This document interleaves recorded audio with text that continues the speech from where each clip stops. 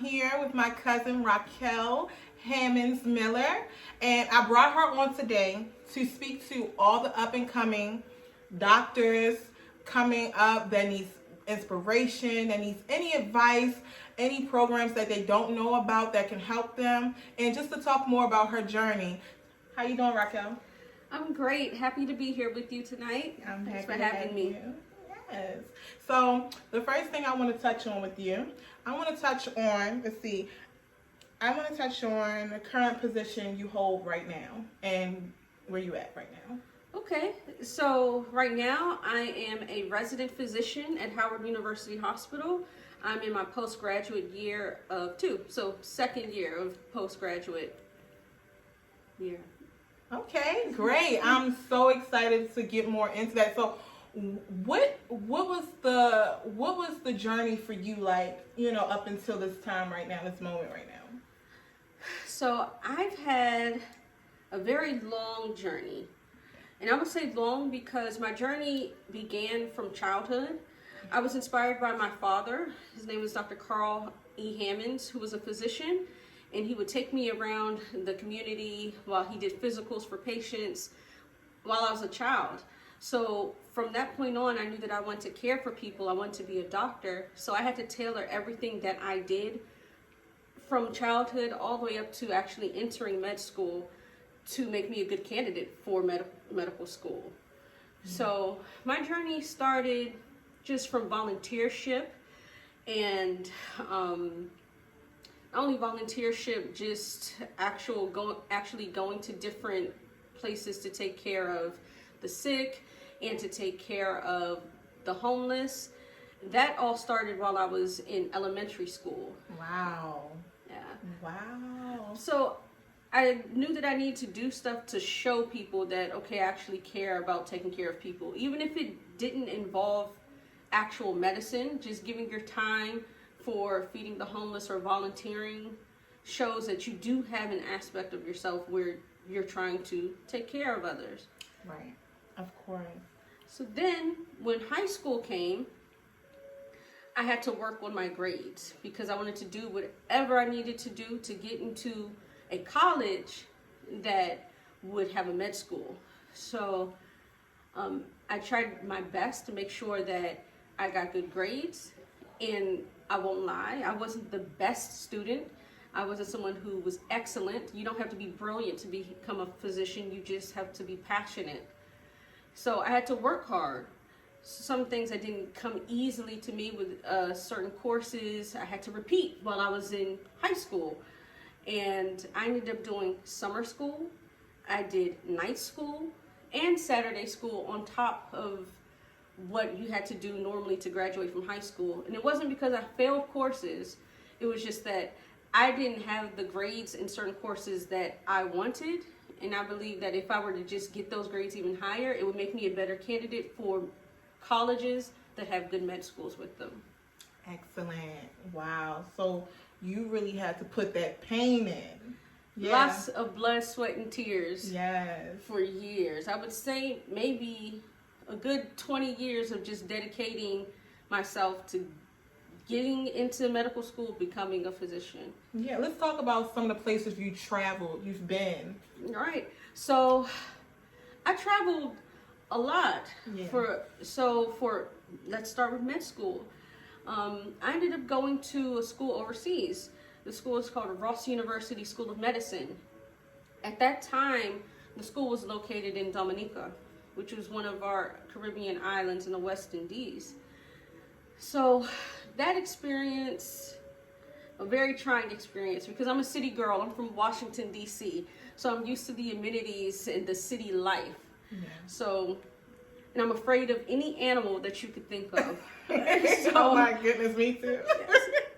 So when you live in the islands, it's like you live amongst the animals. I would wake up to goats in my yard. Wow. Everyone who knows me knows I'm deathly afraid of dogs. I've awakened to 3 pit bulls in front of my house on the day that I had an exam. So I had to just walk past them, and they were about to walk me to my exam.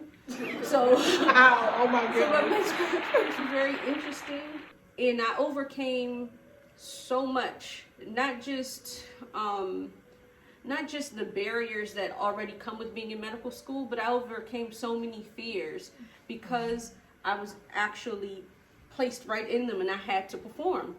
So I really thank Dominica for that. Yeah. But one special experience Yeah. would be when I had to ride on a ferry. Whoa. So we had a time where we were hit with Tropical Storm Erica.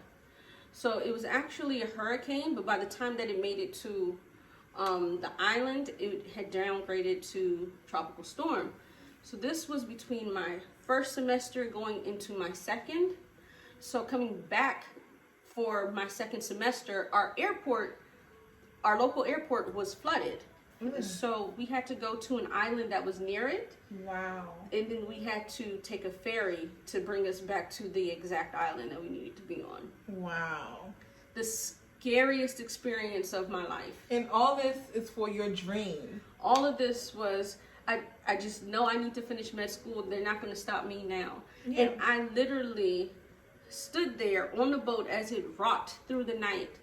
Wow. Like midnight across the Atlantic Ocean into the Caribbean seas. And I was so afraid of vomiting because you're just deathly seasick where everybody is just vomiting all around you. And I just prayed. I said, God, if you could get me through this, I know that I will save somebody's life. And he got me through it. Yeah.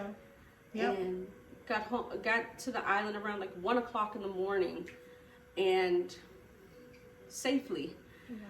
And here I am now. So a lot of my journey is special. Yeah. And Dominica has a very special place in my heart because of all of those experiences made me tough.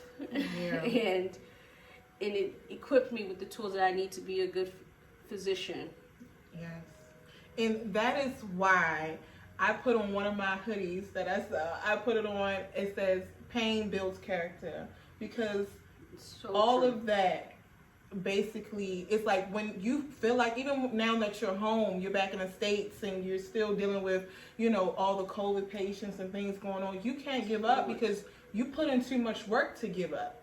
When you put in too much work, that's why it's best to take the steps, because take the stairs because it means more, it means so much more. You hold on tighter and it just means so much more. So I commend you, and I'm so thankful to be able to call you my cousin. You inspire me so much. Oh my goodness. You inspire me. Yeah. Thank you so much.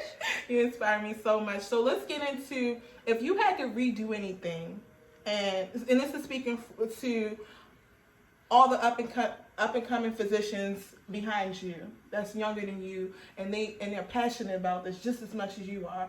And what if you had to do it all over again? What would you do different to help your situation? Okay, so there are a few things that I would do differently. I know I may have skipped out on some of my journey, but just to make a quick summation of what I did to get into med school so you can understand why I would offer you advice to not do some of the things, or to not have to go through some of the things I had to go through to get into med school. I'll start with this. After high school, I went into college. By the time that I got into my college, I realized that my college had an accelerated program for getting into med school. It's called the BSMD program. And I wasn't aware of that in high school, but you have to know, and your grades have to be at a certain point for you to even get into that. So at that point, I had already missed the opportunity to do the accelerated program while in undergraduate school. And then from there, I had some difficulties with test taking. When you apply for medical school, you must take a medical college admission test, which is also known as the MCAT. Yeah. And I had some challenges with that. And so I did so many things. I took like a Kaplan course, Princeton review course. I took exam crackers, and I also decided, like, hey, I want something that's really going to help me prepare for this and really help me to be a good candidate for med school. So I decided to do a post-baccalaureate program. I went and got my master's instead of just going straight into medical school. Oh, okay. And it was a great experience. Everything I've done has gotten me to where I am. Yeah. But one of the things I would say is that place that I got my master's program at, it didn't have a medical school there. So now I'm trying to search for schools now to see me, notice me, and, accept me. Yeah. So from that, I'd like to say the first thing I would do is, for anybody, figure out what your passion is, even from a young age. If you know from even high school, and I'm not saying you have to know, because we all take a while to get our lives together, right? Yeah. To figure things out and just let God guide you. But if you do know, try to look for programs where they have accelerated programs. Yeah. So then you'd be preparing from high school, making sure your grades are what they need to be, your SAT scores are what they need to be for you to actually meet the requirements for that. So then I would have been able to only do 2 years of undergraduate school instead of 4, and then matriculate into med school, and I would have been done with everything in 6 years. Yeah.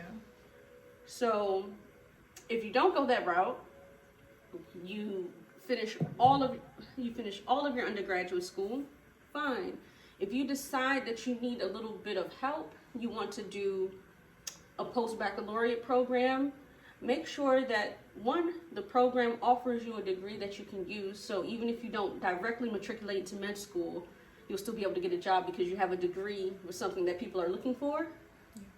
But not only that, try to find some that have a med school, because if they already have one, they're like, oh, I remember her from when she was here in that post-baccalaureate program. Yeah. And they might offer you automatic matriculation if you meet certain requirements. Yeah. Would you say, and would you tell people to make sure they're building those relationships also? Definitely. Yeah. Life is about networking. Yes. Amen. Life is about networking. Yeah. And I was blessed to know many physicians that are well known, even through relationships that my father built. Yeah. And that's what I'm sure gave me good mentorship, and even maybe a leg up. I wouldn't say a leg up, but I think that it just gave me support into going into the program that I'm in now. Yeah. So yeah, definitely network. I appreciate you sharing that with us, and I have to commend you. Never give up. She shared so many obstacles with us just now. Never give up. Just imagine being in the dark and being on ferries and you being around other classmates throwing up. Just all these things. Never give up. This is what my podcast is about. And never giving up, and keep pushing and staying strong. I just want to just touch base and just let you know, you are really a hero to a lot of people, and you sharing your story is so inspiring to other people. I hope so, and I hope to just be that bridge that I wish that I had. For every time that I was going through any of these obstacles, sometimes I just wish that somebody would just grab me and pull me through it. Yes. So hopefully this podcast will help as a bridge to do so. So I really thank you for this, because you having this as an outlet, others can get support, get advice. So this is an amazing platform, and I'm just thrilled to be here. Yes, I appreciate that. Raquel, it was so great having you. I appreciate you so much for coming. And you guys, we have more to come. You guys say bye to Raquel. Bye.